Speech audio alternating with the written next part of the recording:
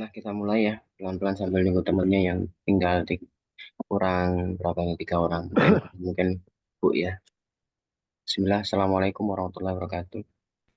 Waalaikumsalam warahmatullahi wabarakatuh. Waalaikumsalam warahmatullahi wabarakatuh. Alhamdulillah sudah sehat, Pip. Sehat. Alhamdulillah, Ustaz. Alhamdulillah, Alhamdulillah. Memang agak, ya kemarin cuma kecapean aja karena banyak klien yang di Lombok ini, yang pas sama pasien Rukiah kan ini. Masya Allah. Bismillah ya, insya Allah nanti kita ke Banten, ke Pekanbaru, insya Allah bersama-sama nanti kelak. Kalau di Amin ya rabbal alamin. berikutnya di bulan Juni nanti insya Allah dia serang Banten, Bogor, insya Allah. Alhamdulillah, Alhamdulillah, wa kafa wa salatu ala rasulillahi mustafa wa ala alihi wa sahbihi wa wafa. Innal hamdalillah nahmaduhu wa nasta'inuhu wa nastaghfiruhu wa na'udzu billahi min syururi anfusina wa min sayyiati a'malina. May yahdihillahu fala mudilla lahu wa may yudlil fala hadiya lahu. Asyhadu an la ilaha illallah, asyhadu anna Muhammadan abduhu wa rasuluhu la nabiyya wa rasulahu ba'dah. Alhamdulillah, Alhamdulillah ya. Ya ayyuhalladzina amanu taqullaha haqqa tuqatih wa la tamutunna illa wa antum muslimun. Ya ayuhan nasu taqu rabbakumul ladzi khalaqakum min nafsin wahidah wa zawjaha wa bassa minhuma rijalan katsiran wa nisaa'a wa taqullaha alladzi tasaaluna bihi wal arham innallaha kana 'alaikum raqiba. Wa ba'd. Alhamdulillah kita termasuk kepada diri saya sendiri dan kepada teman-teman dan saudaraku yang saya cintakan Allah ya. Setiap ujian di dunia ini adalah ada hikmah ya di belakangnya, bahwa amanah yang sudah ditakdirkan untuk kita adalah memang cukup berat ya, seperti itu, sehingga kita berusaha bersama-sama untuk menjaga itu, karena hati kita selalu berbolak-balik ya, sehingga nanti kita diberikan ujian tetap kita harus ya istiqomah, tetap kita harus berprasangka baik, dan tetap kita harus ya konfirmasi ya, tetap kita yang menguatkan di antara sisi satu dengan sisi yang lain, seperti yang penting komitmen seperti itu. Bismillah. Karena ujian itu akan selalu ada untuk kita bagi orang-orang yang beriman, entah itu dia ringan di kalangan orang yang mungkin tidak melihatnya, atau dia memang berat ya, seperti itu. Ya, kita bantu saudara-saudara kita dengan kita setiap doa di waktu malam kita, di waktu hari-hari yang memang yang mustajab doanya, seperti itu, di waktu-waktu yang memang doa itu yang doa yang betul ya, baik, karena setiap waktu, setiap hari itu semuanya baik, seperti itu. Langsung saja bahwa untuk pembahasan ya, menambahi materi kemarin, kenapa kita buat pelan-pelan ya, nanti sebulan kita buat 4 kali, bisa nanti saya tambah durasinya bisa 6 kali ya, nanti bagi teman-teman bila nanti meminta bahwa kita buat sesinya tidak lama-lama agar nanti mudah untuk dipahami dan mudah untuk diserap ya, seperti itu, karena nanti kalau lama biasanya itu ya biasanya masih gantung seperti itu. Dan saya buat tidak terlalu lama, dan insya Allah saya simpelkan seperti itu. Jadi KST adalah metode cara memperbaiki sistem itu dari semuanya, seperti itu. Baik nanti dia pengaruhnya dari sistem dari genetik seperti itu. Baik dari faktor dia memang punya apa, mentalnya melemah dengan dia banyak berpikir, atau banyak dia ya memikirkan sesuatu hal yang mungkin ada beban di dalam hatinya, itu bisa menjadikan orang itu imunnya lemah seperti itu, sehingga itu akan mempengaruhi ya pola makan, dia akan jadi terganggu sehingga tidak nafsu makan, itu juga akan melemahkan imun. Ketika orang itu dia banyak aktivitas, itu juga akan berpengaruh untuk ke dalam keadaan imun kita, seperti itu, sehingga dia akan ya lupa untuk apa yang dia konsumsi, nutrisi yang dibutuhkan, sehingga dia ya akan sibuk dengan aktivitasnya dia, seperti itu, sehingga pelan-pelan tubuh akan melemah, seperti itu. Begitu pula orang yang faktornya banyak duduk, bagi saudara-saudara kita yang pengajar, terutama ya para ustadz, para ustadzah, ya, jangan dikira bahwa duduk yang berlama-lama itu tidak berpengaruh di dalam sistem tubuh. Itu efeknya akan berpengaruh dalam sistem tubuh yang kalau dia tidak ada pasca jatuh di lateral kanan maupun kiri ya, dia tidak akan berefek dalam waktu jangka yang dekat. Tetapi ketika dia tidak ada pasca jatuh pun, dia akan dalam jangka waktu yang panjang dia akan menjadikan keluhan yang tidak kita inginkan seperti kemudian harinya seperti itu. Jadi kalau dia banyak duduk, maka faktor dia akan nafsu makannya akan tinggi, biasanya ngemil. Biasanya kalau banyak duduk, nanti dia akan melemahkan jantung, melemahkan lambung, seperti itu. Itu faktor orang-orang yang banyak duduk, sehingga secara psikologisnya nanti orang yang banyak duduk, dia akan mudah cemburuan, mudah iri, mudah hasad, seperti itu. Itu mulai keluhan-keluhan dari sifat-sifat yang akan timbul. Seperti itu. Kalau dia banyak aktivitas, maka akan menaikkan secara korelasi tubuh, panas tubuh, maka mudah emosi, mudah akan tersulut api amarahnya ketika hanya diberikan saran, dia akan ketika diberikan saran untuk level yang levelnya pendidikan, baik umurnya, dia akan ya iya aja, dia akan mengakui. Tapi kalau dia yang memberikan saran ada level di bawahnya, maka orang-orang yang aktivitasnya tinggi ini suka meremehkan orang. Sombong, egonya agak tinggi. Seperti itu. Ya itulah, kenapa Allah menciptakan dosa dan menakdirkan suatu dosa, dan Allah menciptakan surga dan neraka, bahwa karakter itu bisa dirubah. Karakter itu bisa diperbaiki. Orang jadi baik bisa menjadi buruk, buruk bisa menjadi baik. Seperti itu. Karena itulah Allah menakdirkan suatu dosa dari hikmah di balik semuanya itu. Nah, jadi kadang-kadang ya teman tidak memahami tentang sampai sedalam itu, sehingga mudah mengatakan bahwa ilmu KST ini ilmu terawangan seperti itu.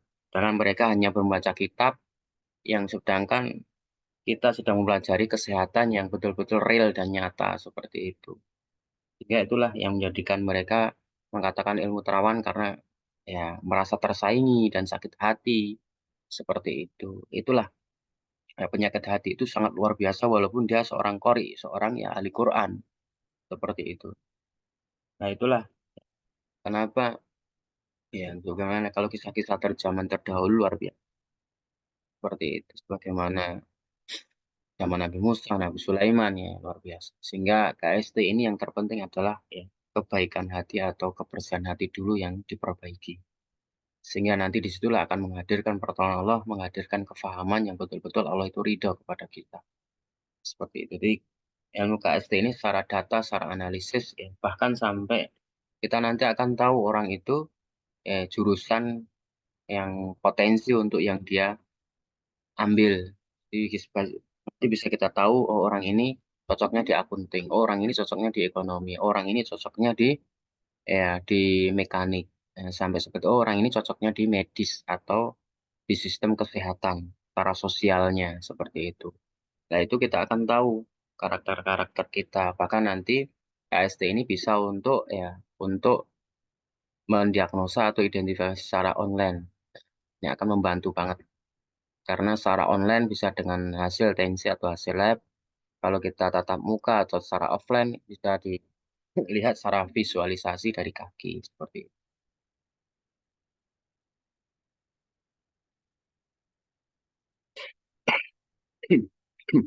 Untuk secara visualisasi kaki, jadi kalau kaki sejajar kanan dan kiri ya, otot betis kanan agak kencang, kiri agak lembek itu seimbang. Secara palpasi itu sentuhan di betis ototnya. Nah, seperti itu. Itu yang kita jelaskan yang kemarin. Kita mengulang lagi yang ini. Kita lanjut. Ya. Tulang belakang servikal atau kolumna vertebra. Ini yang dimaksud dengan tulang belakang kita atau sering disebut dengan bahasa medis atau bahasa Inggrisnya hanya kolumna vertebra. Jadi keseluruhan. Yang dimaksud dengan kolumna vertebra itu keseluruhan di mana ada servikal, ada torak, ada lumbar, ada tulang panggul atau limafus sakral vertebra. Ini adalah tulang panggul atau bidang Hodgki, ya seperti itu. Jadi tulang ekor dengan coccyx dengan sakrum itu namanya tulang ekor itu ya, tidak satu dengan kolumna vertebra. Itu berbeda tulang seperti itu. Sehingga tulang ekor coccyx dengan sakrum itu sering disebut dengan tulang panggul atau eh, tulang ekor sering disebut dengan tulang panggul atau bidang Hodgki. Seperti itu. Karena kunci kesehatan di biomekanik itu adalah bukan di tulang kolumna vertebra yang lumbar, torak, servikal, tetapi kunci biomekanik itu adalah di tulang ekor ke bawah atau tulang panggul ke bawah Itu yang dimaksud dengan biomekanik. Karena di situ ada hip implant, ya kanan kiri. Jadi kaki kita itu ada penyambungnya atau ya penyalurnya yang sering disebut dengan hip implant kanan kiri. Nah, itu sebagai penggerak kontraksi antara otot ya kedua kaki kita untuk mengkorelasi sistem saraf kanan dengan kiri yaitu alba migra, migra ke alba itu sampai ke otak, alur insusul otak untuk mengkontrol semua sistem di dalam tubuh kita. Jadi kalau kaki kita itu bermasalah, maka sistem sensor itu juga akan bermasalah. Seperti itu. Maka sering disebut jadi kalau kita belajar di dunia kedokteran, di dunia saraf atau spesialis saraf yang pernah belajar tentang ilmu saraf, dia akan memahami tentang sinyal palsu dan sinyal asli. Seperti itu. Jadi ketika kaki kita mempunyai pasca jatuh, ya, maka sensor yang akan diberikan respon otak ke tubuhnya memberikan sinyal yang palsu. Sehingga ketika dia contohnya filosofinya begini. Ketika kita mengarahkan anak untuk beli koran, maka anak itu tidak mendengar kalau itu beli koran, tetapi dia membeli bakso seperti itu. Sehingga akan bermasalah di dalam sistem tubuh yang tidak sesuai. Berarti secara filosofinya begitu. Jadi semua sistem di dalam tubuh itu akan berhubungan dengan sistem saraf seperti itu. Jadi kalau di sistem terapis apapun, kalau dia belajar tentang saraf, maka dia akan mempelajari korelasi saraf itu dari mana. Dan itu akan bisa menyimpulkan kesehatan tubuh itu secara real. Tubuh ini melemahnya di mana. Secara real akan nyata dan itu akan tepat seperti itu. Kalau dia tidak memahami saraf, maka apa yang diarahkan maupun itu metode apapun, maka yang terjadi adalah dia akan memberikan ya, gambaran-gambaran diagnosa itu kebanyakan semu. Seperti itu. Karena saya sering ya, sharing dengan para dokter spesialis, ya, pentingnya karena sistem di dalam tubuh itu menggunakan sistem pneumatik, ya penggerak kontraksi otot dengan sistem saraf untuk mengkontrol semua sistem tubuh. Seperti itu. Jadi kedua kaki itulah alat kontraksi ya, untuk menggerakkan semua sistem, baik itu merangsang sistem saraf otak, merangsang sistem saraf, merangsang sistem hormon, merangsang sistem ya sumsum, ya, serta sistem kekebalan tubuh di dalam tubuh kita seperti itu. Nah, itu sangat penting sekali. Jadi di tulang belakang ini antara kanan dengan kiri ini dia mempunyai saraf ya, alba migra, migra ke alba. Kalau kanan itu alba migra, kalau kiri migra ke alba. Seperti itu. Jadi dia ada sensor dan motoriknya. Jadi antara arus baliknya ada seperti itu. Jadi kenapa Allah menciptakan suatu oksigen? Ya, karena tubuh kita adalah sistem pneumatik. Kalau kita lihat orang yang meninggal itu tidak bernapas lagi betul karena dia tidak lagi bergerak. Karena oksigen itu adalah termasuk alat penggerak. Itu sering disebut dengan sistem mekanik adalah pneumatik. Kalau mesin pneumatik itu kalau tidak ada angin, ya mesin itu hanya tidak bisa bergerak sama sekali. Sama dengan tubuh, tinggal jasad saja. Jadi tidak bisa kita bergerak tanpa oksigen. Jadi tinggal jasad atau barang sama dengan sistem mesin. Dan pneumatik ini sebenarnya berkembang sekarang di dunia yang canggih ini semuanya pakai mesin-mesinnya mesin pneumatik. Seperti itu. Bismillah. Ya, kolumna vertebral ini itu keadaan kesehatan di sumsum, hormon, dan semua part-part kolumna vertebra cervical 7 itu semuanya ada fungsinya masing-masing. Termasuk tulang servikal adalah ada fungsinya masing-masing dan tulang torak ada fungsinya masing-masing dan kolumna vertebra ada setiap ya, korpus itu ada fungsinya masing-masing. Nah, dari situ ketika fungsi di bidang Hodgki itu tidak ya, simetris atau tidak sinergis, maka yang terjadi sistem ke atasnya akan bermasalah. Berkorelasi secara regulasinya akan bermasalah. Dari situlah kenapa kita bisa tahu secara fisiologisnya orang begini dan karena kita memahami tulang ya, servikal secara sistem kerjanya. Itu tulang torak, tulang servikal dia mengatur pernapasan, naik turunnya detak jantung. Seperti itu. Itu berhubungan dengan sistem otak. Otak itu fungsinya setiap lobus itu mempunyai fungsi masing-masing. Seperti itu sehingga kita tahu oh detak jantung di 90 berarti dia faktornya dia kurang tidur atau dia sedang gelisah atau sedang banyak yang dipikirkan. Seperti itu. Berarti dia kalau berat di otak maka akan menaikkan detak jantung. Seperti itu. Kalau memorinya dia ringan, maka dia akan slow. Kalau dia semakin slow, ya semakin dia detak jantungnya akan turun. Kan seperti itu. Sehingga dia akan mudah ngambekan, cemburu, iri, seperti itu. Seperti itu. Ya, kita lanjut. Nah, ini untuk gambaran ya, termasuk adalah kolumna vertebra yang tadi. Nah, fungsi saraf dalam sistem di dalam tubuh kita adalah untuk menerima informasi dari dalam maupun luar, saraf fungsi sensoriknya. Seperti itu. Jadi, mengatur dan mengkoordinasi seluruh aktivitas tubuh. Yang ketiga, membantu kita untuk mengkontrol bagaimana tubuh kita itu bereaksi ketika dalam keadaan darurat. Kita itu punya sistem safety di tulang. Pertama di tulang, staf otot. Jadi ketika kita jatuh, itu semuanya badan akan, kalau kita di mobil ada airbag, nah, bahasanya seperti itu. Jadi kita punya lebih canggih daripada safety-nya mobil. Jadi airbag kalau di safety mobil, kalau di safety untuk para touring dia diberikan jaket yang ketika dia jatuh itu dia mengembang sendiri jaketnya itu untuk penahan badan agar tidak terjadi goresan atau benturan seperti itu. Sedangkan tubuh kita sudah punya fungsi yang sangat luar biasa melebihi airbag maupun ya jaket yang safety tadi itu. Seperti itu. Jadi ketika kita jatuh, dek, itu semua sistem di dalam tubuh itu mempunyai safety. Maka dia akan otot saraf itu akan mengencang, melakukan kontrak sendiri secara otomatis. Sehingga yang terjadi nanti ketika kita jatuh gleb, nah itu kebanyakan mereka kayak orang kena stroke. Sehingga dia akan kayak kita linglung atau kayak kita itu trauma atau kaget seperti karena otot dalam mengalami kontraksi untuk memberikan safety di dalam tubuhnya kan agar organ-organ di dalam tubuh itu yang ketika mengalami benturan tidak ya terjadi suatu hal yang terlalu darurat secara signifikan seperti itu. Tapi ketika dia jatuhnya karena benda tajam, dia tergores, ya, dia luka, berarti kan membutuhkan safety berupa ya jaket kulit atau hal-hal yang untuk bisa melindungi ya kulit kita seperti itu. Itu menunjukkan bahwa kita adalah manusia yang betul-betul ya lemah seperti itu. Nah, kita butuh Allah seperti itu. Tetapi di dalam tubuh kita secara dalamnya dia mempunyai safety yang sangat luar biasa. Jadi otot itu dia saraf akan ketika kita punya benturan maka dia akan kontraksi sendiri.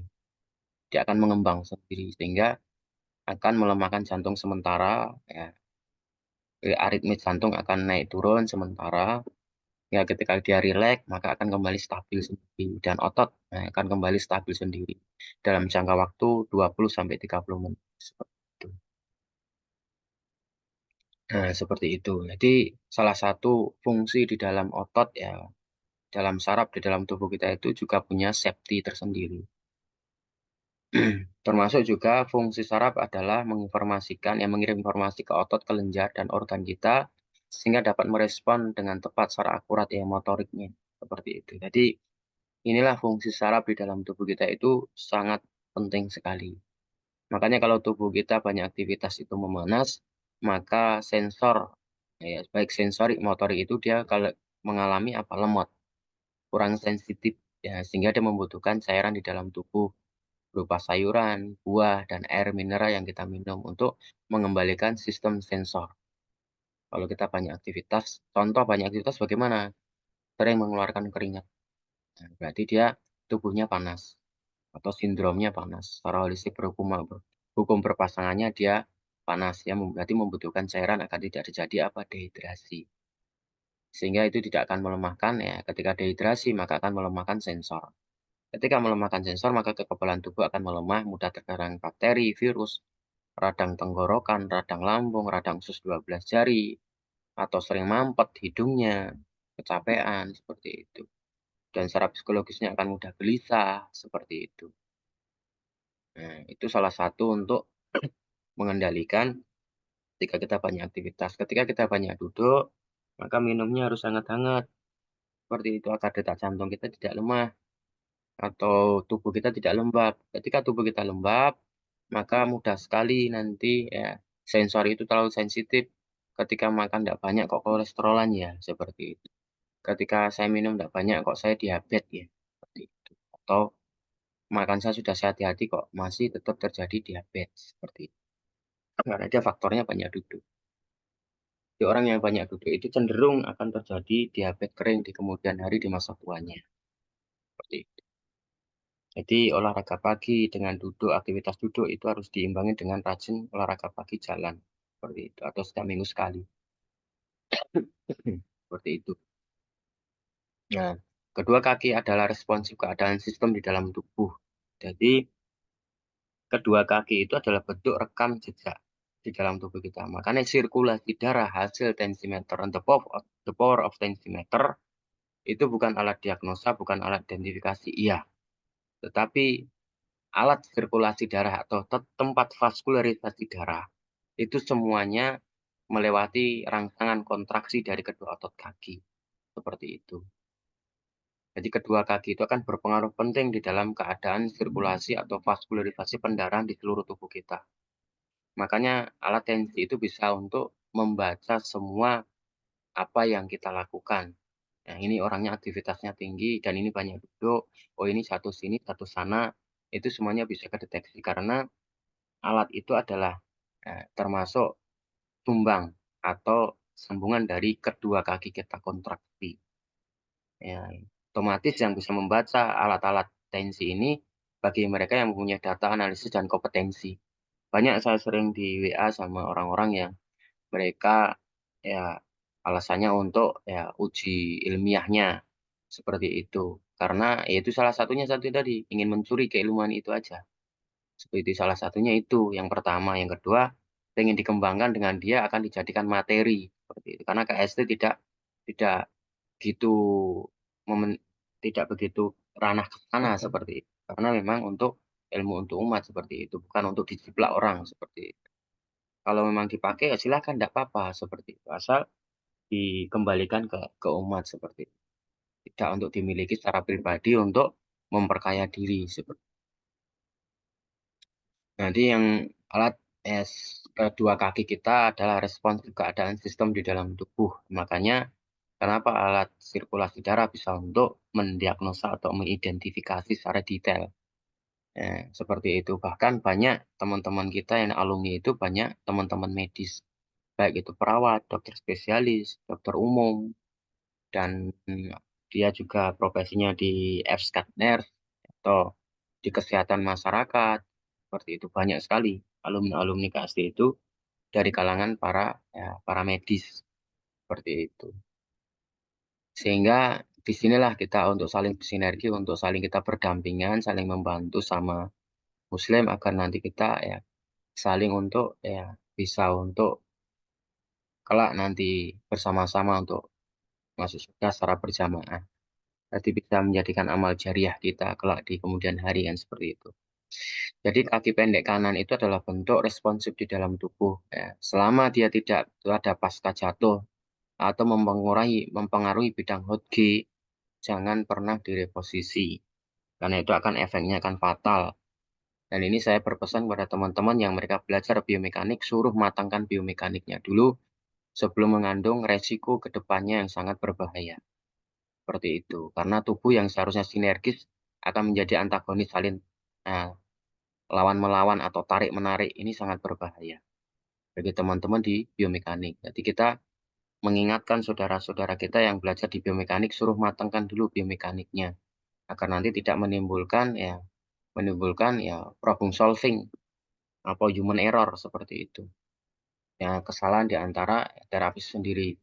Karena tidak memahami keilmuan itu, tidak kompeten di dalam ilmu itu, dia asal-asalan di dalam memakai biomekanik seperti itu. Jadi biomekanik itu kuncinya di tulang panggung atau tulang ekor koksis dan sakrum.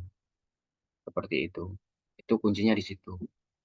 Jadi biomekanik itu kalau pendek kanan, pendek kiri, itu adalah bentuk responsif keadaan sistem di dalam tubuh. Jadi ketika kita pendek kanan itu orang yang banyak aktivitas akan pendek kanan. Ketika kita mengalami kurang cairan di dalam tubuh, ya kita akan pendek kanan.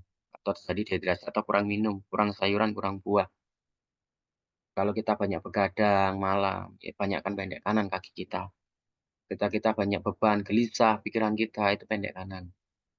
Ketika kita rasa emosi tinggi sering marah-marah, dia kakinya pendek kanan. Nah, bisa mungkin itulah bentuk responsif di dalam tubuh, bahwa tubuh kita sedang seperti seperti itu. Sehingga ketika pendek kaki kanan maupun pendek kiri, jangan terus langsung disejajarkan. Tidak perlu. Selama dia tidak dapat jatuh, ya biarkan seperti itu. Karena kaki pendek kanan, pendek kiri adalah bentuk responsif keadaan tubuh. Seperti itu. Kalau dia nanti rileks sendiri, dia akan kembali sejajar sendiri. Tidak perlu diotak-atik seperti itu. Kecuali kalau dia ada pasca jatuh seperti itu. Jadi kalau orang pendek kiri itu faktornya bisa karena faktor dia banyak duduk sehingga melemahkan jantung. Faktor dia sedang banyak galau, pemikiran sedang galau itu bisa terjadi karena mungkin belum mendapatkan jodoh baik laki-laki maupun perempuan. Seperti itu, masih memikirkan masa depan yang tidak harusnya dipikirkan terlalu was-was. Seperti itu, banyak makan, kolesterolnya tinggi, itu pendek kiri. Diabetes, kering, itu pendek kiri diabetes. Kalau diabetes basah, ya pendeknya kanan. Seperti itu. Makan paginya dia sering tidak dijaga, di antara jam 6 jam 8, akhirnya terjadi GERD, dia atau hipoglikemia, seperti itu. Jadi makan pagi itu sangat penting. Orang yang tidak makan pagi, dibandingkan dengan makan siang dan sore atau malam itu, resikonya lebih berbahaya tidak makan pagi.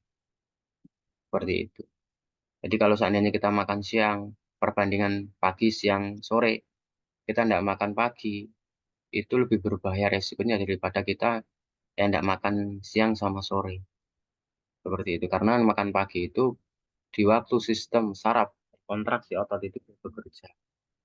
Sebagaimana dalam kitab Ibnu Qayyim ya, dijelaskan bahwa kita baru bangun. Itu ya, ibarat kita baru menyadari, kita melihat itu sudah mengeluarkan energi 3 kali lipat untuk menyerap imun, menyerap nutrisi. Seperti itu. Sehingga itu membutuhkan asupan nutrisi tambahan. Seperti itu di dalam tubuh kita. Nah, sehingga ketika membutuhkan asupan nutrisi yang cukup di dalam tubuh kita, di waktu kita pagi jarang tidak makan, maka terjadi hipoglikemia. Hipoglikemia itu ciri-cirinya bagaimana? Padahal saya sudah makan siang, sore. Tapi kenapa kok kepala saya kelingan kayak orang muter, orang mabuk. Atau sering terjadi ketika naik bus, naik angkot, itu sering mabuk. Itu namanya hipoglikemia. Berarti dia lambungnya lemah. Itu. Atau sering disebut nanti GERD. Nah, itu. GERD itu adalah sisi kiri, radang itu sisi kanan. Kadang teman-teman membedakan antara GERD dengan radang itu sama. Oh ini lambung seperti itu. Padahal lambung itu banyak sekali ya penyakit yang akan ditimbulkan. Bisa karena lambung itu dia bowel syndrome, bisa karena lambung itu jadi infeksi, radang atau luka atau GERD atau lemah lambung seperti itu. Banyak sekali. Jadi kalau orang yang mengalami lemah lambung atau GERD, ya lemah lambung itu GERD, detak jantungnya pasti lemah di bawah 65. Itu jadi kalau orang-orang GERD itu ciri-cirinya secara psikologisnya dia mudah was-was. Was-wasnya kan tinggi. Itu ciri-ciri yang pertama dari psikologisnya. Dia orangnya cemburuan, udah ngambekan. Seperti itu. Mudah ya. Dan nanti dia iri orang-orangnya seperti itu. Itu salah satu ciri orang yang punya penyakit GERD. Seperti itu. Nah, orang yang menyimpan trauma yang tinggi itu biasanya ya dia akan pendek kiri. Jadi pendek kiri, pendek kanan adalah bentuk responsif dalam keadaan sistem di dalam tubuh. Jadi selama dia tidak ada pasca jatuh, maka jangan direposisi. Ingatkan teman-teman yang di biomekanik yang mereka mau diingatkan. Seperti agar mereka kembali ke fitrahnya, keilmuan yang betul-betul disiplin secara biomekaniknya. Seperti itu. Jadi tidak asal-asalan ya. Manfaat gerakan rotasi ini kemarin ya sudah ya. Fungsi otot ya. Fungsi otot bagi tubuh itu menunjang mobilitas gerak, menjaga stabilitas tubuh, menjaga postur tubuh, menjaga stabilitas sirkulasi darah. Nah, seperti itu fungsi otot. Karena otot itu mempunyai karakter tiga, kontraksibilitas, ekstensibilitas, dan elastisitas. Nah, kontraksi, relaksasi, elastis. Nah, seperti itu. Menjaga stabilitas energi kelistrikan dan asam di dalam tubuh kita. Itu termasuk tugasnya. otot. Jadi otot itu sangat penting sekali, vital secara fungsinya. Seperti itu. Jadi fungsinya otot itu sangat sangat luar biasa. Secara korelasi regulasi. Mungkin ada pertanyaan dulu dari teman-teman sebelum saya lanjut ya. Ada yang mungkin belum dipahami bagi apa peserta baru, bagi teman kita ada 2 orang di sini peserta baru. Mungkin ada yang mungkin belum dipahami bisa ditanyakan dulu silakan. Kita lanjut ke materi berikut. Atau bagi teman-teman alumni silahkan bertanya boleh.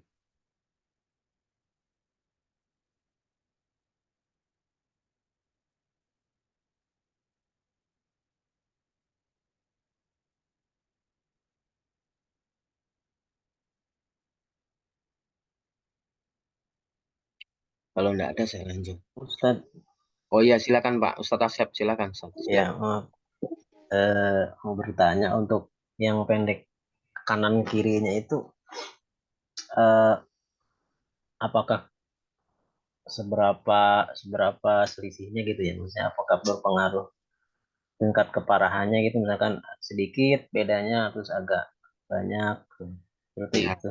iya iya iya. Jadi kalau kaki selama ya bidang Hotge atau paha atau pantat ke bawah itu tidak mengalami benturan baik sisi kanan dan kiri, maka pendek kaki kanan itu masih masih normal, masih wajar. Jadi selisihnya hanya sedikit ya. Tapi kalau dia ada pasca jatuh, maka selisihnya pun akan lebih tinggi seperti itu. Sesuai dengan hasil tensinya nanti. Seperti itu. Jadi kalau dia ada pasca jatuh, maka sistem kontraksi otot itu dia masih stabil. Walaupun dia mau pendek kanan, mau pendek kiri masih stabil. Cuma diperbaiki di sistem nutrisi, ya, itu aja. Sama pola tidur, nah, seperti itu. Tapi kalau dia ada pasca jatuh, maka dia akan lebih pendek. Kalau jatuh kanan, maka dia akan pendek lebih kanan, lebih pendek banget. Yaitu akan mempengaruhi sistem kerja otot untuk mengkorelasi saraf dan memberikan rangsangan ke selaput otak, ke otaknya. Sehingga dia rangsangan selaput otak untuk mengkontrol alur impuls sensorik motorik ke sistem tubuh. Maka dia ketika kanan jatuh, maka jadi kurang sensitif. Kalau yang jatuh di sisi kiri, maka terlalu sensitif. Seperti seharusnya, contohnya begini, kalau di jatuh kanan, suruh dia beli 2, belinya 1. Seperti itu. Kalau di sisi kiri, sensorik motoriknya memberikan sinyal, suruh beli 1, malah belinya 2. Seperti itu. Jadi itu terlalu sensitif. Kalau kanan dia kurang sensitif, kalau kiri terlalu sensitif. Gitu. Kalau dia jatuh, ada pasca jatuh. Kalau selama tidak ada pasca jatuh, selisih pendek kanan dan kiri itu tidak terlalu signifikan jaraknya. Atau selisih pendeknya masih bisa normal sendiri. Karena itu selisih pendek kanan pendek kiri itu karena faktor dari responsif keadaan aktivitas yang sedang kita kerjakan. Seperti itu. Jadi paham Ustaz? Ya, terima kasih Ustadz. Ya, tapi kalau ada pasca jatuh, ya dia akan menimbulkan keluhan di jangka waktu yang pendek. Jadi tidak lama kemudian dia akan ada penyakit yang akan menuju akut seperti itu.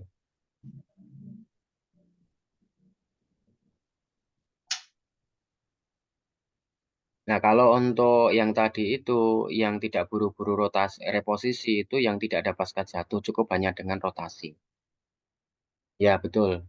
Misal ada pendek kanan, pendek kiri, selama tidak ada pasca jatuh ya di bidang Hotge sesuai dengan selisih yang kita punya standarnya, itu jangan tergesa-gesa di reposisi. Kalau di reposisi, kalau dia tidak ada pasca jatuh di reposisi, tubuhnya akan kembali ke yang seharusnya sehat, akan kembali sakit. Justru akan fungsi sistem anatomi fisiologi, dia saling melawan-melawan. Seperti itu. Kan banyak teman-teman kita di biomekanik, biomekaniknya tidak memperhatikan tentang bidang Hotge. Atau asal dia, oh ini pendek kanan, akhirnya ditarik, akhirnya disejajarkan. Padahal itu akan berpengaruh di kemudian harinya. Seperti itu, akan merubah bidang Hotge itu. Nah ini kadang teman-teman tidak disadari, karena tidak ada data dan analisis mereka belajar. Hanya faktor ya, mungkin penemuan atau secara korelasi regulasi, ya biomekaniknya hanya sebatas tidak ada data dan analisa seperti itu untuk menunjang di keilmuan anatomi fisiologinya atau bidang anatomisnya. Ya itu yang terjadi banyak kasus yang terjadi seperti itu. Kayak contoh tulang ekor kok dicongkel sehingga banyak yang meninggal itu kan tulang ekor itu tidak perlu dicongkel. Kalau dia bengkok kanan, bengkok kiri, mau dia masuk, mau dia keluar, itu memang tulang ekor itu begitu sistem kerjanya. Tulang koksis sakrum itu. Jadi tidak perlu dia dicongkel. Oh ini tulang ekornya masuk, dicongkel, dikeluarkan. Ini yang berbahaya banget seperti itu. Jadi tulang ekor itu tidak perlu dicongkel seperti itu. Jadi tulang ekor itu ketika kita duduk sholat tawarruk atau sholat di antara dua sujud, itu tulang ekor itu dalam keadaan stabil. Cara begitu aja memperbaiki tulang ekor, tidak perlu dicongkel. Seperti itu. Jadi tulang ekor itu dia akan perbaikan secara mandiri ketika kita duduk sholat. Makanya sholat itu luar biasa. Baik untuk kesehatan maupun untuk ya fadilah keutamaan amalnya itu luar biasa. Dan untuk kesehatan luar biasa. Jadi Allah sedang memberikan kita itu kenapa sholat 5 waktu. Agar kita itu dari aktivitas yang sedang kita lakukan itu akan kembali. Ibaratnya adalah restart ulang sholat itu. Dari apa yang kita lakukan. Dari aktivitas yang sedang kita lakukan. Sama dengan gerakan rotasi kaki. Jadi ibarat mengembalikan. Seperti itu. Sehingga kita ciptakan teknik rotasi. Di tulang ekor itu kalau mau bengkok kanan dan kiri, mau masuk, mau dia keluar, tidak perlu dia congkel. Cukup duduk sholat itu aja. Dia agak lama, nanti dia akan kembali sendiri. Dia ke kanan, dia akan menengah, ke kiri dia akan kembali ke posisinya masing-masing. Itu tulang ekornya kan begitu. Tapi kalau dia memang ada pasca jatuh duduk yang menyebabkan tulang ekornya dia ya menjadi bergeser, ya saraf spinalnya, nah itu membutuhkan reposisi, tapi reposisinya dari kedua kaki, bukan tulang ekornya yang di otak-atik atau diperbaiki. Seperti itu. Tensi 119, 91, 92 ada masalah di torak kebas punggung sampai kaki tidak bisa jalan. Solusinya pribon. Bu Fajar. Tensi 119, 91 ini maaf jika kaki pendek kanan itu bahaya tidak kalau ditarik, ya bahaya kalau ditarik. Kalau dia tidak ada pasca jatuh akan berbahaya dia ditarik. Seperti itu. Jadi satu dulu ya dari Bu Fajar ini ya. Ada masalah di torak kebas punggung. Nah ini sampai kaki tidak bisa jalan. Ya betul, dia akan jadi pengeroposan tulang. Untuk Bu Fajar ini dia terjadi pengeroposan tulang. Jadi solusinya bagaimana? Kalau dia tidak tidur malam, ya percuma. Seperti itu. Mau dikasih obat kimia sehebat apapun, obat anti nyerinya, obat untuk HNP-nya, percuma. Kalau dia malam tidak tidur. Nah, ini faktornya hanya malam dia sering mungkin kerja malam atau shift malam atau dia malam itu tidurnya terlalu malam. Mungkin begitu Bu Fajar. Solusinya tidak bisa jalan ya. Sampai dia tidak bisa jalan, nyeri nanti dia.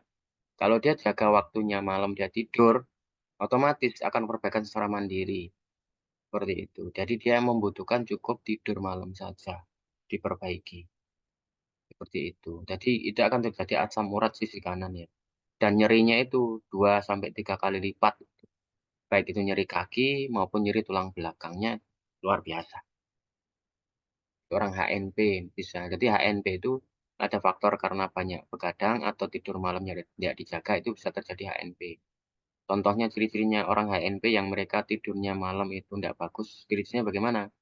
Ketika dia kambuhnya itu ketika malam itu sering begadang dia akan kambuh pertama. Kedua, ketika dia duduk atau dia naik atau jongkok, dia bergeser tulang spinal korpusnya, menggeser saraf spinal. Nah, itu dia fungsinya, dia tidur malamnya tidak bagus. Beda dengan HNP yang karena faktor jatuh. Nah, kalau HNP seperti ini nyerinya 2 sampai 3 kali lipat. Bahkan nanti tidak bisa jalan, bahkan nanti kayak nenek-nenek bungkuk. Membongkok terus. Tapi kalau dia tetap mau diterapi apapun, ya nyerinya akan 2 kali lipat. Tidak akan bisa selesai.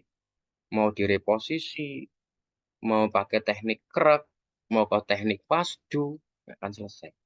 Karena apa? Dia cukup butuh tidur. Seperti itu. Dia butuh tidur. Tidur itu akan merelaksasi sistem hipotalamus untuk mengembalikan sistem imun tubuh, sumsum tulang belakangnya, sehingga bisa mengkorelasi kesehatan di kolumna vertebranya. Seperti itu. Dan itu wajar. Solusinya harus tidur. Seperti itu. Kalau tidak tidur, percuma dikasih obat kimia sehebat apapun. Tidak akan ngefek ke anti nyerinya. Maaf, jika jatuh duduk itu boleh ditarik apa tetap tidak boleh? Maksudnya kalau jatuh duduk itu ditarik bagaimana maksudnya? Kalau jatuh duduk itu jangan direposisi, jangan ditarik tulang ekornya. Jadi cukup dengan perbaikannya dengan jatuh duduk itu dengan rotasi masuk ya sudah bagus. Duduk dia rotasi masuk. Nanti ketika ada orang jatuh duduk kemudian tulang ekornya yang tidak bisa jalan, rajin rotasi masuk. Dia akan kembali sendiri tulang ekornya. Seperti itu. Tidak perlu ditarik kaki atau ditongkel tulang ekornya itu berbahaya banget. Kalau orang yang tidak berkompeten untuk memperbaiki tulang ekor, ya berbahaya. Seperti itu. Mungkin itu ya. Lanjut ke hmm,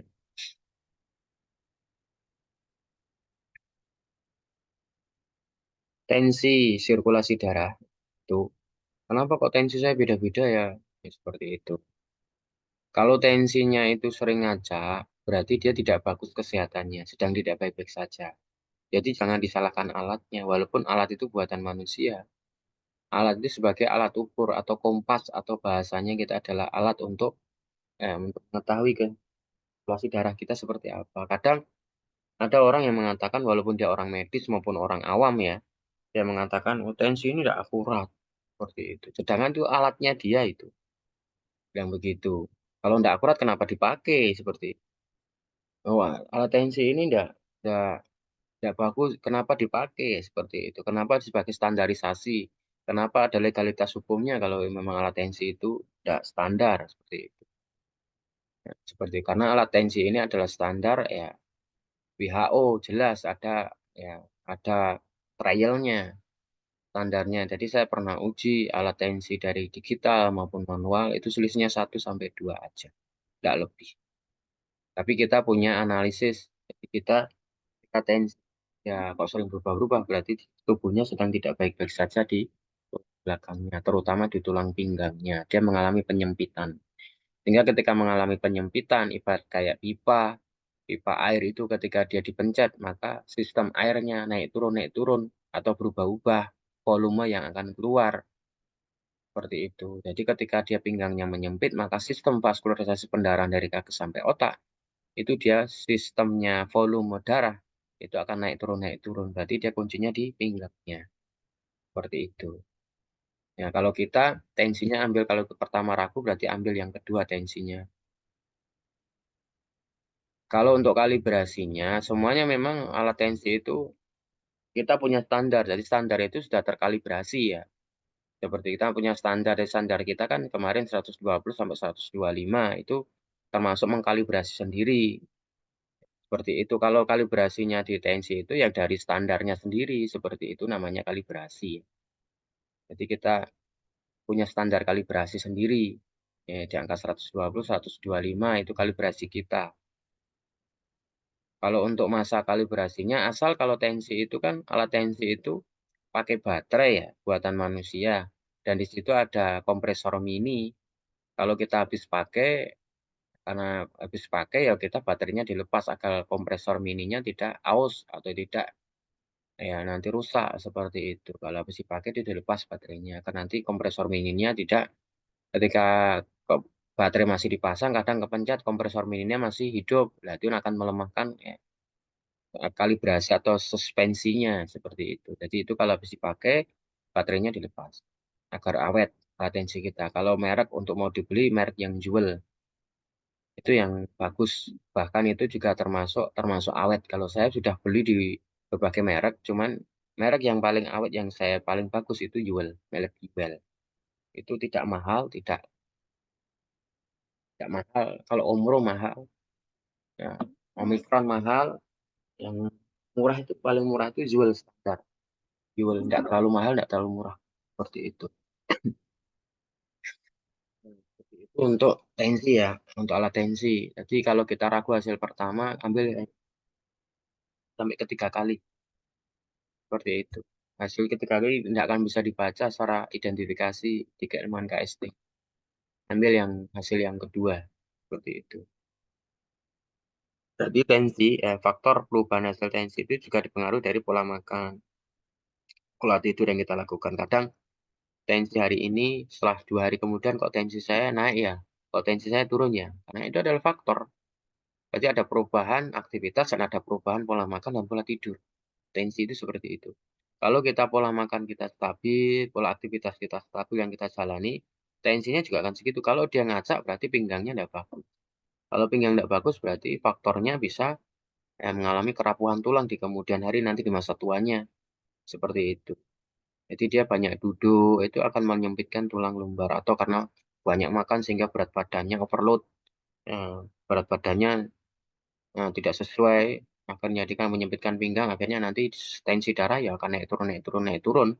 Kayak kemudi puter seperti itu. Jadi bukan alatnya yang salah, tetapi tubuh kita sedang tidak baik-baik saja. Seperti itu. Jadi faktor perubahan hasil tensi juga dipengaruhi dari berat badan. Dipengaruhi dari apa? Psikologis kita. Kalau kita sedang depresi ya detak jantung naik, sistolik turun, diastolik turun. Padahal kemarin sehat-sehat saja. Kenapa kok ini detak jantung saya sampai 105 ya? Kan seperti itu. Ya karena baru dia punya hutang, dikejar-kejar hutang, atau mungkin dia terlilit hutang, atau mungkin dia sedang ada target yang besar di dalam finansialnya. Kebanyakan seperti itu. Orang yang mengalami stres dan depresi itu kebanyakan secara finansial yang dipikirkan. Seperti itu. Jadi inilah pentingnya kita sebagai saudara sama muslim ya, bantulah mereka yang terlilit hutang.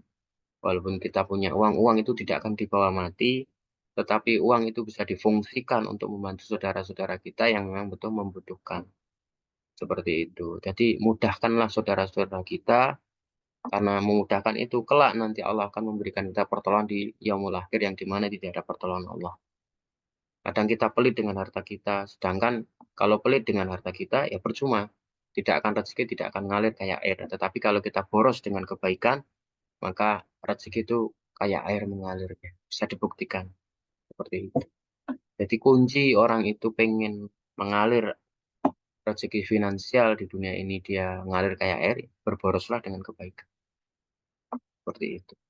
Jadi berboros ke dalam kebaikan itu ya tidak terus tidak terus berbuat hal-hal yang terlalu berlebihan. Enggak. Jadi berboros itu kita sering bersedekah, sering berbagi, sering membantu saudara-saudara kita yang membutuhkan seperti itu tanpa harus ada prasangka seperti itu.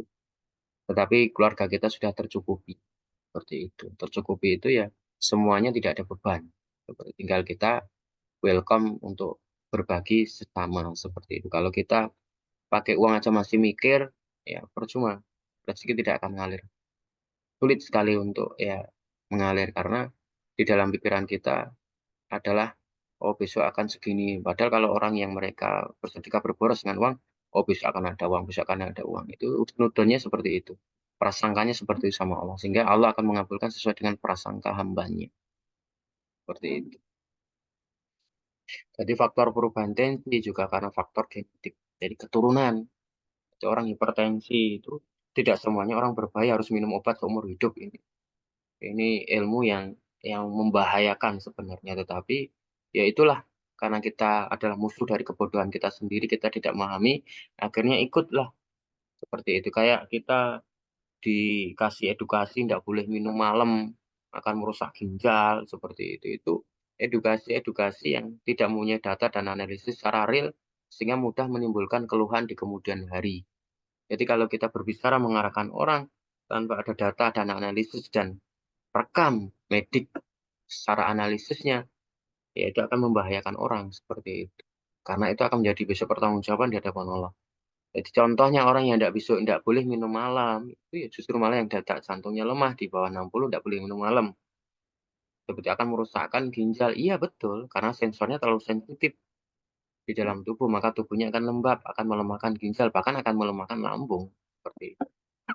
Dan bahkan juga akan melemahkan sistem apa pankreasnya. Kalau yang detak jantung 60 ke bawah, 65 ke bawah itu dia minum malam. Tapi ketika dia hipertensi, orangnya aktivitasnya tinggi, kalau tidak minum malam, ya malah akan merusak ginjal. Kebalikannya gitu. Jadi dia bagusnya harus minum malam agar nanti sistem kadar darahnya stabil, trombositnya kerjanya stabil, leukositnya kerja stabil, sehingga tidak melemahkan hematokrit atau kadar darah ya, di dalam oksigen, di dalam darah, di dalam ilmu farmakologinya. Dan ini kadang disamaratakan, tidak boleh minum malam akan merusak ginjal, ini disamaratakan.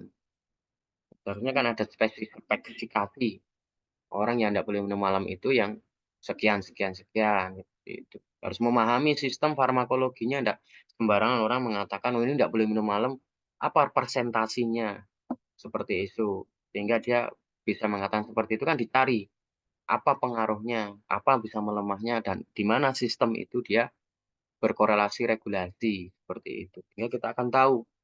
Nah, agar tidak mudah dibodohi orang-orang yang beredukasi tanpa data dan analisis seperti itu. Itu penting banget karena banyak klien saya, pasien saya yang mereka teredukasi tidak boleh minum malam, justru malah terjadi apa?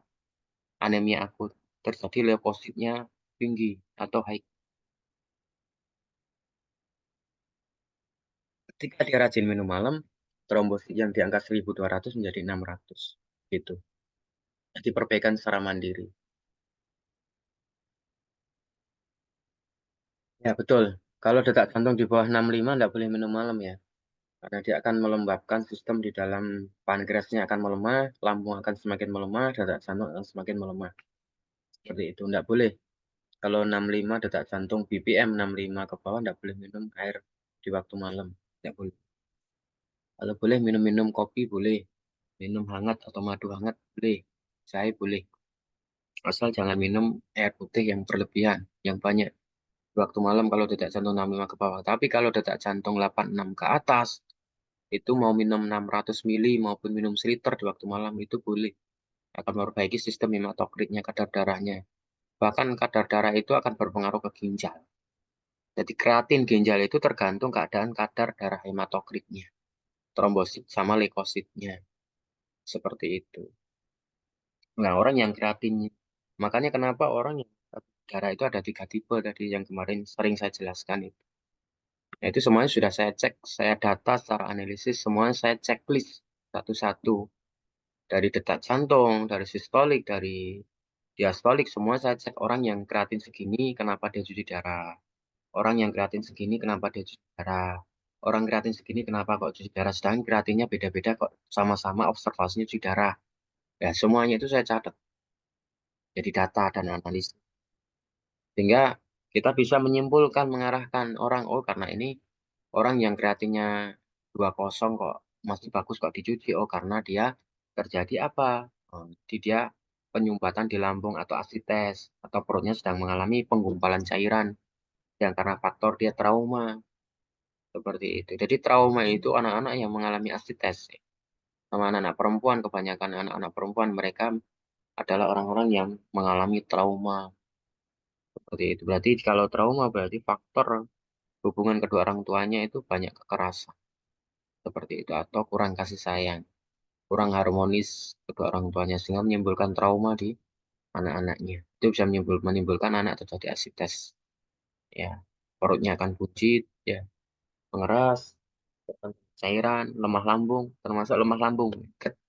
GERD itu juga termasuk orang yang mengalami trauma. Seperti itu. Sifat psikologisnya dia mudah trauma. Dia tidak bisa melihat, mendengar kata kasar, hal-hal yang keras itu tidak bisa. Yang lemah lambung seperti itu. Baik yang lemah jantung, Ustadz Aziz ya. Ketika 65 ke bawah dia tidak bisa melihat kekerasan, tidak bisa mendengar kekerasan. Jadi membuat dia itu semakin akan menimbulkan trauma kalau melihat hal seperti itu. Karena mentalnya sedang lemah. Jadi faktor perubahan hasil tensi juga dipengaruhi dari psikologis tadi itu. Dan faktor tensi juga dipengaruhi dari faktor pasca jatuh yang terakhir. Seperti itu. Ya, betul kan? Seperti itu. Jadi itu salah satunya. Jadi untuk menguatkan mental ya harus kalau pagi harus minum bubur, bubur. Pagi harus yang lembut lambungnya selama 1 minggu atau 2 minggu. Misalkan sarapan pagi bersama untuk menguatkan mental. Sama istri, sama anak-anak. Jadi sihir di dalam tubuh, mau dia ain, mau dia hasad, mau sihir macam-macam yang ada itu, baik itu dari luar maupun dari dalam. Selama imun kita itu stabil, semua sihir itu dia akan berefek di dalam tubuh. Seperti itu. Itu yang saya alami di perjalanan saya di dunia ruqyah 2004 sampai 2024 seperti itu. Jadi saya tahun 2004 sudah terjun ke dunia ruqyah dan bekam seperti itu. Yang dulu pertama bekam itu adalah API Asosiasi Bekam Indonesia. Yang kedua ruqyahnya itu kalau tidak salah dulu KHI ya. Ya dulu. Ya ikut KHI saya dulu. Seperti itu. Jadi itu yang pertama kali dulu seperti itu. Di belajar ruqyah dan bekam itu sudah berjalan sampai ini. Selama imun itu kita sehat, maka semua tidak akan berefek sihir itu di dalam tubuh kita. Ciri-cirinya bagaimana? Kalau kita sering mimpi-mimpi yang aneh-aneh, yang buruk-buruk, berarti tanda imun kita jangan lemah. Berarti perbaiki hubungan, kalau saya punya pasangan, perbaiki dengan pasangan. Yang pertama. Kedua, perbaiki hubungan antara kedua orang tua. Kalau belum menikah, berarti perbaiki hubungan antara kakak beradik, kedua orang tua kita. Kadang kita disuruh orang tua kita kadang ya membantah. Itu juga kan melemahkan imun. Kadang kita sama adik kita agak kaku, kakak sama kakak kita tidak hormat atau tidak menghormati atau kaku, itu akan memakan imun, makan imun tubuh kita. Jadi banyak sekali faktor orang yang melemahkan imun. Tidak apa-apa, karbohidratnya tinggi tidak apa-apa. Jadi kan sering saya jelaskan, orang diabetes itu bukan mengurangi karbo atau gula. Tapi solusinya apa? Mengembalikan detak jantung. Jadi kalau seandainya itu dia orang diabetes mengurangi gula, dia sembuh, seperti itu, orang tidak akan jual gula. Seperti itu. Itu salah satu contoh. Tidak ada rumah sakit manapun dan orang penyakit gula diabetes, dia mengurangi gula itu sembuh, tidak ada. Seperti itu. Jadi dia punya bantuan disuntik insulin biar stabil gula darahnya. Seperti itu. Jadi kuncinya naikkan detak jantung. Tidak ada orang yang diabetes itu mengurangi gula, dia diabetesnya akan normal kembali. Lah. Jadi kalau selama dia detak jantung itu masih stagnan di angka 65 ke bawah, ya gulanya akan naik turun sampai dia menjemput malaikat mautnya. Seperti itu.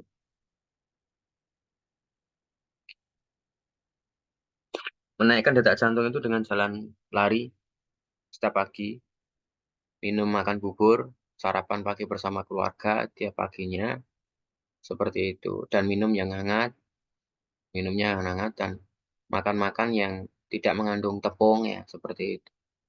Jadi ketika kita banyak fisik, menggerakkan fisik kayak nge-gym, itu bisa menaikkan detak jantung, seperti itu.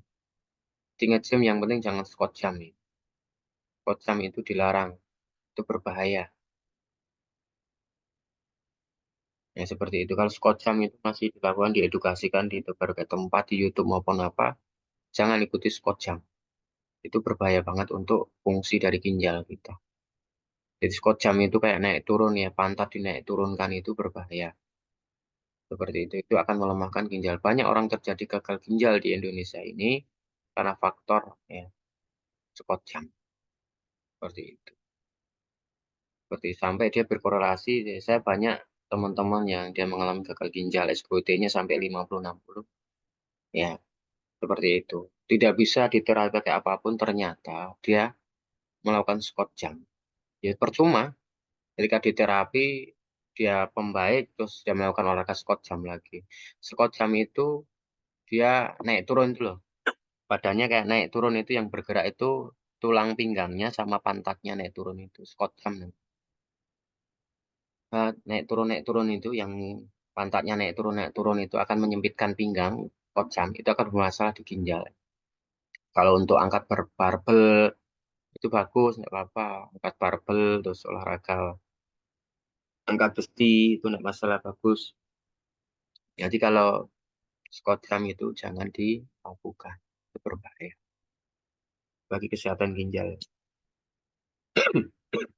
Nah sekarang tensi akan naik turun, faktornya sudah tahu kan, karena sehingga antara perubahan tensi itu bisa karena faktor yang dari pertama adalah karena aktivitas kita, faktor karena pola tidur, pola makan kita, bisa dipengaruhi karena berat badan kita, bisa dipengaruhi karena psikologis kita, bisa dipengaruhi faktor genetik, bisa dipengaruhi karena ada pasca jatuh.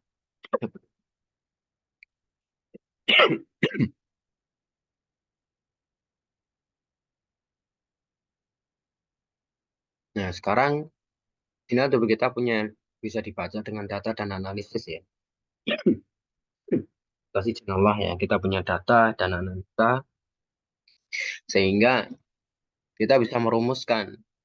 Nah, jadi rumus itu lahir bukan karena kita kayak ilmu primbon seperti itu. Jadi kita punya data dan analisa yang cukup panjang bertahun-tahun untuk mengumpulkan data itu. Sehingga kita bisa merumuskan, menyimpulkan, menentukan keluhan dan keadaan rekam jejak dalam tubuh kita. Sehingga kita pakai alat, bukan alat tebak-tebakan, jadi pakai alat yang itu untuk bisa merumuskan, menyimpulkan, menentukan keluhan dan keadaan rekam jejak dalam tubuh kita yang menyebabkan tubuh kita itu punya keluhan seperti itu. Jadi kalau orang-orang yang mereka tidak belajar kesehatan atau fisiologi dijelaskan begini pun ya tidak nyambung seperti itu. Karena dia tidak paham kesehatan. Yang dia pahami hanya masalah ya hal-hal yang seperti itu aja. Sedangkan Al-Quran dan Sunnah itu ilmu kesehatan itu jihad sama ilmu kesehatan itu hukumnya apa? Wajib. Bahkan itu keilmuannya lebih tinggi daripada kita hanya mempelajari Quran dan Sunnah. Seperti itu. Ilmu kesehatan untuk kesehatan pribadi untuk diri kita dan menyehatkan orang itu luar biasa tingkatan keilmuan orang-orang yang mereka mempunyai basic kesehatan itu luar biasa tingkatan keilmuannya. Bahkan dia bisa mengalahkan seorang yang ahli Quran, ahli tafsir seperti itu. Karena ilmu kesehatan itu lebih tinggi ya seperti itu. Dan dia bisa jajar dengan al-jihadu fisabilillah seperti itu. Kalau kita bisa baca Quran, bisa hafal Quran, dan kita bisa tafsir Quran, tafsir hadis seperti itu, tapi tidak diimbangi dengan tubuh yang kuat, tubuh yang fisik yang bagus, ya percuma. Itu akan melemah itu. Seperti itu. Tidak akan bisa istiqomah nanti kelak di hadapan Allah seperti itu. Percuma. Karena Allah mencintai orang-orang yang kuat. Seperti itu. Kuat itu kalau nanti dia seorangnya keilmuannya bagus, ilmu ahli tafsirnya bagus, seorang qori ya bacanya bagus dan diimbangi dengan fisik yang kuat, bahkan finansial yang kuat, itulah orang-orang muslim yang luar biasa seperti itu. Jadi tidak kuat di hafalan kita saja seperti itu, tapi kuatkan fisik kita, kuatkan imun kita agar tidak mudah terprovokasi dari setan golongan jin. Sebagaimana kalau kita lihat kenapa aliran sesat di Indonesia itu yang tercatat di Kementerian Agama itu sampai 350 lebih. Itu yang tercatat, yang belum yang tercatat. Seperti itu. Kalau kita lihat orang-orang Syiah ya, itu mereka para hafal Quran. Bahkan hafal tentang tafsir hadis. Paham mereka. Seperti itu. Yang saya alami di berbagai dunia dakwah. Ya. Orang-orang Syiah itu di dalam ilmu menyembunyikan dirinya itu, mereka mengelabui orang-orang Ahlussunnah dengan menyebarkan paham-paham itu mereka dengan kitabnya, hadisnya ya, Imam Bukhari. Seperti itu. Bahkan mereka hafal. Bahkan bahasa Arabnya luar biasa bagusnya. Bahasa Qurannya juga bagus. Tapi kenapa? Ya karena imunnya melemah sehingga mudah dibelokkan oleh setan golongan jin. Seperti itu. Itulah tidak cukup hanya dengan itu. Seperti itu. Tapi dengan dibentengi dengan fisik kita, imun kita bagus agar ketika imun kita seimbang, maka dalam hati kita, di dalam bencana Allah yang Allah titipkan di dunia ini berupa hati, maka ilmu itu akan hadir, iman itu akan bercahaya, hikmah itu akan bercahaya, sehingga Allah membimbing sampai kita nanti menjemput ya kematian kita seperti itu. Nolong kita selalu seperti itu. Berarti iman tidak redup, hikmah tidak pergi, ilmu tidak redup seperti itu. Karena tubuh kita diperpetakan oleh keilmuan seperti itu. Makanya kalau kita bisa lihat ya secara ilmu medis itu kita bisa membaca sistem organ secara fragmennya di dalamnya karena sudah terpetakan keilmuannya secara medis itu. Tinggal kita Ya membaca aja seperti itu.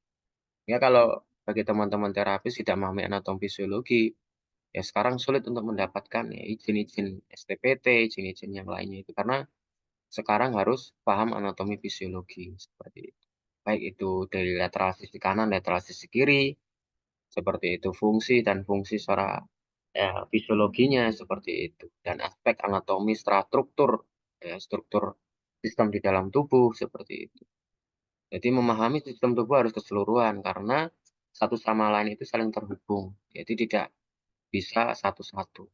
Karena ini adalah tubuh adalah satu komposisi ya satu sama lain tubuh kita itu. Jadi dia sangat komplit.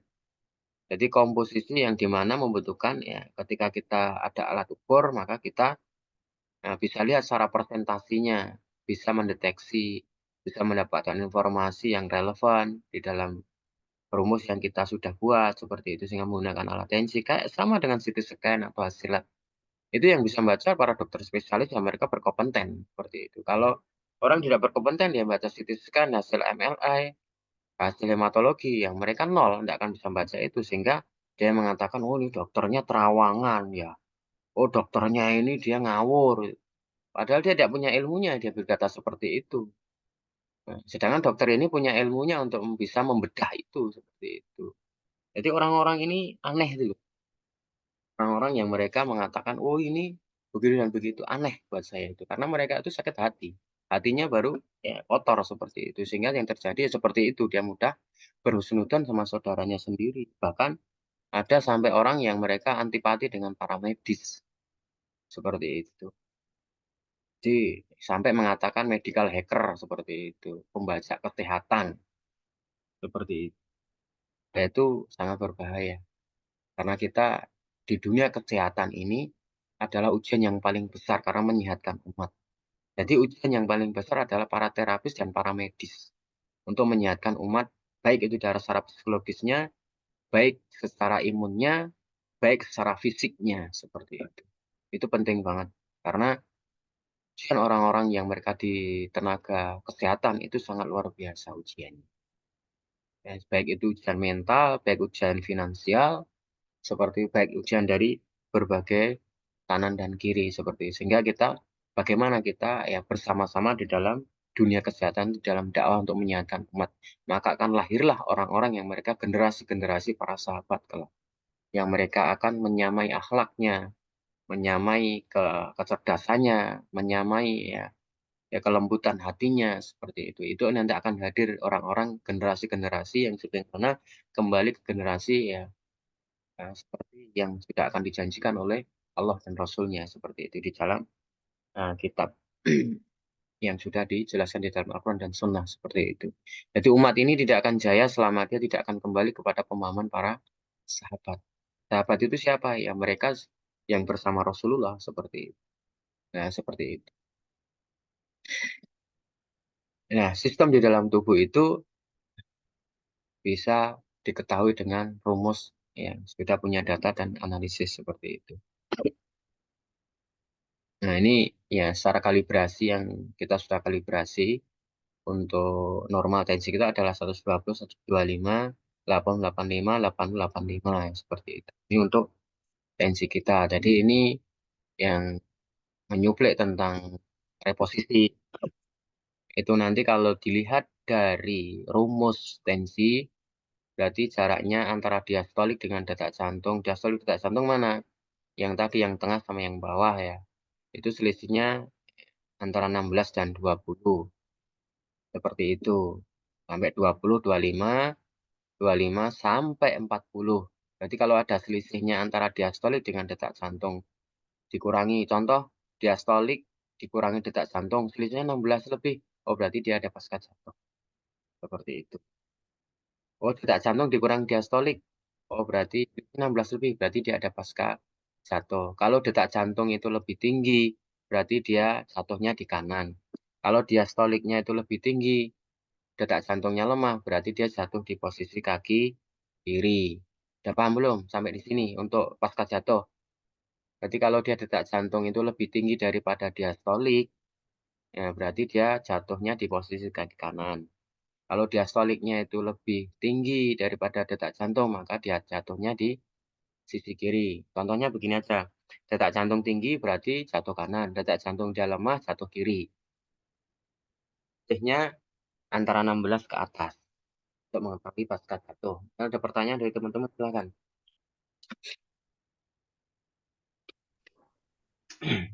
Assalamualaikum Ustaz. Silakan. Eh, maaf untuk sampai sejauh ini berarti kan ada dua yang sementara saya pahami ada dua acuan ya untuk ini apa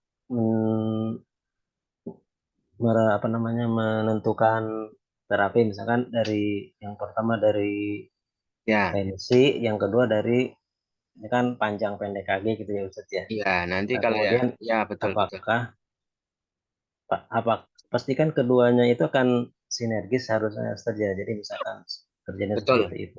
betul, betul, Terus betul. apakah misalkan kalau tensi kan tuh berubah-ubah. Misalkan kita kasus pendek kanan, misalkan kita rotasi ke dalam apa ya? Nah, itu sedang dilakukan misalnya, tapi apakah misalkan tensi itu berubah bagaimana itu? Misalkan tensinya berubah eh, yang satu hari itu tidak sinergis gitu dengan kaki yang pendek kanan. Apa bisa terjadi seperti itu? Dan kita tensinya tuh harus tiap hari berarti Ustaz ya? Enggak harus setiap Oh, enggak. hari. Enggak harus setiap hari. Jadi ketika kaki tidak ada pasca jatuh, ya dia tidak akan tensi, tidak akan berubah-ubah. Walaupun dia pakai rotasi ya. Rotasi kaki itu adalah faktor mengembalikan faktor dari aktivitas kita. Jadi itu walaupun kita tidak punya keluhan, itu pakai terapi rotasi kaki itu akan bermanfaat banget untuk menjaga kesehatan tubuh kita. Seperti saya, dia mengembalikan sistem faktor dari aktivitas. Rotasi masuk itu ketika kita lelah, itu menjadikan booster, ya seperti itu. Ketika rotasi keluar itu, ketika tubuh kita banyak aktivitas, kita rotasi keluar, itu akan menurunkan suhu badan, seperti itu. Jadi acuannya dari pendek kaki atau dari keadaan aktivitas? Maaf, masih agak Enggak bingung. apa-apa, enggak apa-apa. Kalau untuk yang mereka pendek kiri, berarti rotasinya masuk. Kalau pendek kanan, rotasinya keluar, gitu. Kan sudah jelas tadi. Kaki adalah respons di dalam tubuh, kan begitu. Kalau pendek Ya, kanan berarti kan banyak aktivitas. Kalau dia pendek kiri, banyak duduk, kan begitu kan. ya, saya selalu ngacu ke situ Ustaz ya. Iya, gitu. Nanti PPT-nya ini saya kirim nanti dibaca ulang lagi, enggak apa-apa. Siap, Santai aja, enggak apa-apa. Yang penting, yang enggak paham ditanyakan, enggak apa-apa. Jangan ragu, jangan malu. Seperti itu. siap. Makasih Ustaz ya. Sama-sama, Ustaz. Kalau kita sering ditensi, maksudnya ditensi dalam sehari berapa, ya enggak masalah kalau memang tiap hari ditensi, enggak apa-apa. Tapi ya jangan sering-sering. Sehari cukup pagi aja, besok kalau mau tensi silahkan, enggak apa-apa. Tapi kalau yang pagi ditensi, siang ditensi, sore ditensi, kalau kita enggak punya waktu, kita longgar aja. Nanti kalau tensi itu cukup 4 hari sekali atau 3 hari sekali kita tensi, ditulis seperti itu. Berarti ada sesuatu, oke tensi kita berubah sedikit atau naik sedikit, berarti ada yang perlu diperbaiki. Seperti kalau saya rutin itu setiap minggu. Kalau saya pribadi setiap minggu, hari Minggu biasanya saya tensi. Oh, saya kurang apa, perbaiki karena kita tidak lepas dari aktivitas yang kita kerjakan. Seperti itu. Karena kita manusia holistik, manusia sosial, ya kita harus ya ke sana kemari karena kita punya arahan, punya keinginan, punya dunia, punya nafsu, punya amarah, punya emosi, punya emosional seperti itu. Jadi kalau bisa rutinkan seminggu sekali seperti itu, dirutinkan untuk tensi ya. Jadi ini contoh gambar adalah kaki sampai otak itu ada sistem pendarahan atau vaskularisasi bahasa kerennya. Jadi kalau pinggang itu menyempit, otomatis kayak pipa yang jelaskan tadi itu, ketika ditensi dia naik turun seperti itu. Karena berarti pinggangnya menyempit. Jadi perbaiki pinggang dulu, baru tensinya akan ditensi, dia akan normal sendiri. Sama Ustadz, kalau ini kalibrasi untuk laki-laki dan perempuan. Untuk kalibrasi kita sama. Jadi tidak membedakan, cuman yang membedakan itu umur 20 sampai ya sampai tua atau lansia. umur 20 ke bawah pakai oximeter bagi anak-anak kanan dengan kiri. Ini belum saya jelaskan nanti di pertemuan yang ketiga insya Allah. Untuk tensi anak ya. Yang kedua ini untuk tensi yang besar. Untuk anak besar seperti itu. Mungkin ada pertanyaan lagi. Kita sudahkan. Kita lanjut lagi pertemuan yang ketiga insya Allah di pertengahan di akhir bulan ya, nanti tambah 3 Yum lagi di akhir bulan karena biar nanti akan lebih cepat ya, seperti itu, dan insya Allah akan lebih sudah dimengerti insya Allah seperti itu. Dan mungkin ada teman pertanyaan lagi ya, kalau kita biasanya banyak-banyak itu biasanya sulit untuk diserap seperti itu. Ustaz, boleh nanya, Ustaz? Boleh Ustaz, silakan Ustaz Trianto. Masya Allah gimana Ustaz? Alhamdulillah, Ustaz. Baik.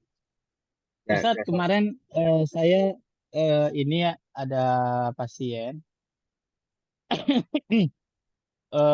dia belum punya keturunan, memang terdeteksi si laki-lakinya sih yang bermasalah. Ya.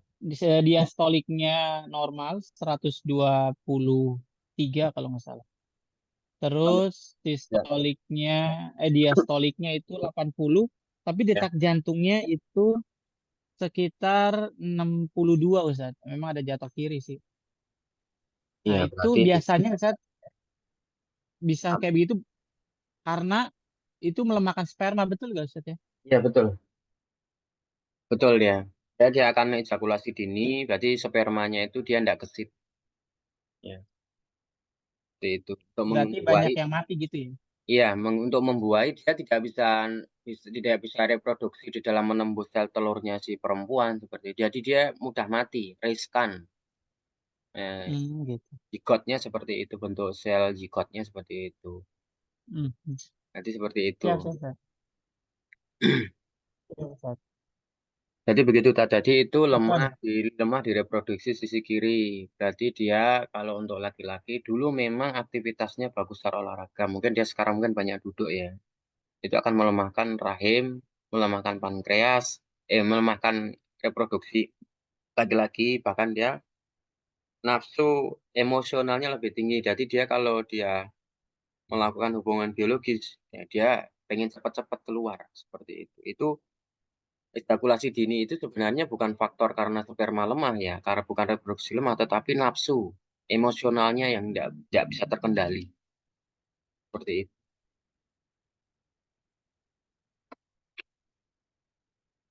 Nah itu biasanya kalau begitu biasanya ada gangguan sihirnya, yang menguat adalah sihir nasab. Berat badannya berapa? Lebih dari 60? kayaknya kayak kemarin nggak cek sih, Ustaz. Cuman memang dia Tidak gemuk ya? akpol, akpol dia. Ya, berarti itu nanti usahakan untuk sarapan paginya sama istrinya diperbaiki. Biasanya nanti Berarti dia lari 10 kilo, Ustaz, tiap iya, hari. tiap hari masuk 10 kilo seperti itu. Larinya seperti apa? Coba dideteksi dulu. Nggak mungkin dia lari segitu, detak jantungnya segitu, nggak masuk akal gitu. Dia yang ngomong sih kemarin, makanya saya juga nggak itu kan, nggak apa namanya, nggak begitu percaya. Cuman Ya, saya cuma reposisi aja kemarin di sisi kiri. nah, mungkin lari 10 kilo, mungkin di waktu mungkin soalnya karena polisi itu kan dia bagiannya apa dulu? Apa dulu di Brimob dia kuning atau merah anunya baretnya. Brimob dia. Nah, kalau Brimob itu kan untuk setiap pagi itu apel itu biasanya untuk lari itu sekali seperti itu. Kalau enggak dia stop sore, dia lari seperti itu. Tapi kenapa kok detak jantungnya dia lemah? Faktornya seperti itu. Berarti kan larinya enggak bisa maksimal. Maksudnya detak jantungnya 65, betul? 62. 62. Berarti dia banyakan makan itu. Seperti itu. Jadi dia faktor makannya banyak itu. Faktor makannya banyak, bisa sehari 4 atau 5 kali dia makan. Itu dan dia otomatis kalau dia walaupun lari segitu berarti ciri yang pertama kali jarang dia sarapan pagi, tapi siang dan sorenya banyak. Ini kuncinya. Kenapa sulit kok naik detak jantung walaupun udah lari? Berarti pagi dia ya itu nggak konsekuensi di dalam makan sarapan paginya. ya percuma. Dia mau lari ya seminggu mau 100 kilo ya tetap detak jantungnya akan stagnan gitu. Kalau tidak diperbaiki sistem pneumatik atau otot diafragmanya. Paham Ustaz? Paham Ustaz, paham. Berarti sarapan paginya dikuatkan ya, karena itu shear tafrik yang akan menguat ya, shear pemisah itu. Ya, ini seperti itu. Kalau dia punya pasangan, pasti shear pemisahnya kuat banget. Gitu. Pasti sesama pasangan akan cemburu. Berarti orangnya ini ya, secara kita lihat ya, dia kalau punya pasangan, dia cantik, laki-lakinya juga rupawan. Itu aja. Sama-sama mereka ya itu akan cemburuan, prasangka seperti itu. Itu secara data yang kita punya, yang sering saya jelaskan bagi antum semuanya begitu. Jadi kalau sihir tafrik itu semuanya orang-orang itu kena sihir tafrik itu, baik laki-laki maupun perempuan, mereka rupanya itu rupawan. Seperti itu. Jarang mereka sarapan pagi bersama, jarang mereka jalan pagi bersama, jarang mereka meluangkan waktu untuk ya romantisan bersama, hanya sekedar untuk kita melihat ya jalan-jalan mungkin di taman, atau mungkin hanya melihat dia pemandangan, seperti itu. Seperti itu. Kalau sihir tafrik itu bisa dilemahkan dengan hal selama kita romantis dengan pasangan, sihir tafrik itu akan melemah. Seperti itu. Mungkin itu, Ustaz. Ada tambahan lagi pertanyaan, silakan. Kalau tidak ada, saya lanjut ke Ustadz ya, Poniman ini. Untuk keluhan tulang skolosis ya, sama lordosis bisa pakai gerakan rotasi saja, tapi harus rutin ya. Kalau dia ada pasca jatuh ya, dia harus rutin rotasinya. Kalau skolosis itu kan bisa karena faktor depresi, stres bisa terjadi skoliosis ya. Tapi kalau ada faktor sklerosis karena benturan kecelakaan, ya dia butuh direposisi. Rotasi tidak akan bisa maksimal seperti itu. Nah, kayak tadi selisih tadi. Kalau selisihnya 40 di atas bagaimana Ustaz? Ya kalau selisihnya 40 ke atas berarti dia sudah punya penyakit yang memang sudah lama akan menuju akut seperti itu. Jadi sudah punya penyakit yang serius. Kalau 40 itu ke atas seperti itu. Jika kesulitan tidur malam solusinya bagaimana Pak? Kalau kesulitan tidur ya seperti itu ya kurangi ya, minum-minuman yang mereka mengandung ya kayak Kratingdaeng atau minum-minuman yang mereka untuk menunjang mobilitas, metabolisme itu agak dikurangi. Jadi kuncinya tidur malam solusinya bagaimana biar mudah dibekam. Rajin bekam insya Allah akan mudah tidur. Seperti itu. Itu kalau saya begitu. Kalau saya sulit gelisah malam, sulit tidur itu saya bekam. Itu akan mudah tidur dan malamnya akan mudah sekali tidur ban. Dan kalau tidur malam susah harus salah keduanya adalah selain bekam adalah dengan minum air putih siang, pagi, sore, malam dikonsekuensikan. Kalau untuk bumil, ya untuk bumil itu kandungan umur berapa? Kalau untuk gerakan rotasi itu bumil maupun dia mengandung itu aman. Bahkan banyak orang-orang yang mereka ya ibu-ibu hamil pasca melahirkan itu dengan gerakan rotasi yang sungsang normal, yang mereka awalnya susah untuk melahirkan, mudah melahirkan, ya, karena itu adalah memperbaiki sistem bidang Hodgki rotasi itu aman bagi orang hamil. Seperti itu, gerakan rotasi itu aman. Makanya banyak teman-teman ibu-ibu alumni yang mereka kalau reposisi ya berbahaya. Kalau selama ini jangan direposisi dulu kalau memang ada pasca jatuh. Cukup dengan gerakan rotasi itu akan mengembalikan bidang Hodgki. Seperti itu, jangan direposisi kalau untuk ibu-ibu yang hamil. Jadi banyak teman-teman yang di alumni itu yang mereka melahirkan atas kuasa Allah itu dengan gerakan rotasi yang awalnya sungsang, bisa bisa berbalik sendiri. Awalnya susah melahirkan, ya, awalnya hanya dikiret, sering dikiret, rotasi masuk normal yang sering mereka ya disesar, tidak lagi sesar seperti itu. Banyak sekali testimoni dari teman-teman seperti itu. Dari ibu-ibu yang memang alumni KST, yang ibu-ibu yang mereka melahirkan banyak sekali seperti itu. Mungkin itu ada tambahan dari teman-teman. Kita nanti lanjut di sesi ketiga, keempat, dan kelima sampai keenam ya. Insya Allah saya akan adakan Zoom yang banyak nanti di bulan bulan ini, bulan kedua dan bulan ketiga kita selesai. Seperti itu. Makanya saya tidak berpanjang-panjang kata, tidak sampai 2 jam atau sampai 3 jam, agar nanti mudah sekali diserap ya. Dan rekamannya itu nanti mudah sekali untuk dimurojaah kembali. Kalau rekamannya panjang itu kadang kita mendengarkan sudah ngantuk, kadang malas untuk menyerapnya seperti itu. Mungkin itu ya, kita istirahat di waktu malam. Yang ada kurang lebihnya mau dimaafkan. Kita lanjut di akhir bulan lagi untuk 3 kali Zoom lagi ya, insya Allah ya. Karena nanti sama-sama kita dimudahkan, kita dapat poin insya Allah. Kita tutup dengan bacaan kafaratus secara bersama-sama. Subhanakallahumma wa bihamdika asyhadu an la ilaha illa anta astaghfiruka wa atubu ilaik. Assalamualaikum warahmatullahi wabarakatuh. Selamat istirahat saudaraku semuanya yang cintakan Allah. Ada kurang lebihnya mohon dimaafkan ya. Nanti kalau memang ada kurang paham, mohon ditanyakan di grup. Jangan malu, jangan sungkan. Nanti videonya, rekaman, PPT-nya, insya Allah malam ini saya kirim untuk bidang hotG-nya, besok ya saya kirim ya untuk ngecek bidang hotG ya. Karena besok ada pelatihan offline sehari insya Allah di sini. Besok untuk bidang hotG-nya saya videokan besok. Karena laptop saya qadarullah ya kena air, rusak. Akhirnya ya sudah.